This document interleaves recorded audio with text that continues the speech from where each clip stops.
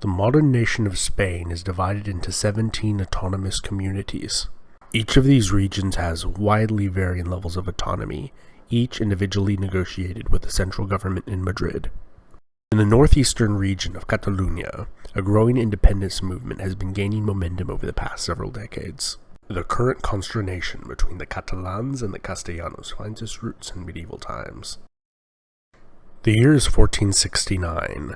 The Iberian Peninsula is split into 5 kingdoms: the Kingdom of Portugal, the Kingdom of Navarre, the Islamic Emirate of Granada. In the Catalan Kingdom of Aragon, the people were protected by a constitution and elected a parliament, called the Cortes. The largest of the Iberian kingdoms was Castilla y León, which literally translates to the castle and the lion. This was ruled over by Isabella, an 18-year-old.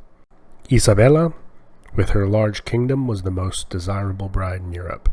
In 1469, she had narrowed it down to 2 suitors, Alfonso of Portugal and Fernando of Aragon. She would ultimately decide on Fernando, and together they would conquer the last Islamic enclave on the Iberian Peninsula of Granada and conquer the Kingdom of Navarre. They would go on to conquer lands in North Africa, Italy, and the New World.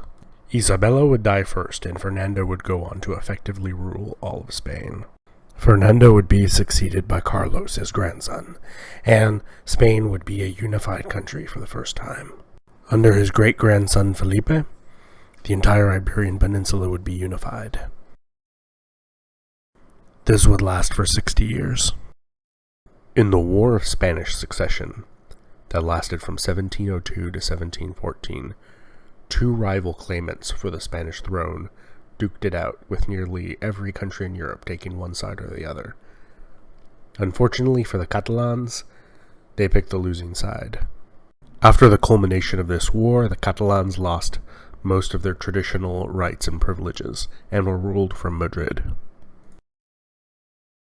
Following the end of Francisco Franco's regime in 1975, Catalunya has gradually gained more autonomy and independence. Since medieval times, the Catalans were known for their industry and aptitude as merchants and traders. Without getting into the inter-party politics, the multitude of linguistic and cultural differences, the current Catalan independence movement has everything to do with money. In short, Catalunya pays a disproportionately high amount of taxes for their population size, and the rest of Spain benefits from this, and Catalunya does not.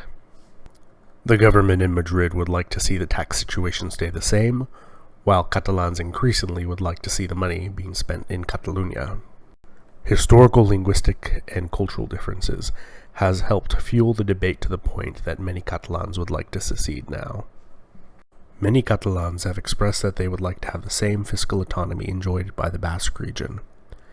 This could potentially be a peaceable solution to unification, where the Catalans are able to set their own tax rate, but they will stay part of Spain.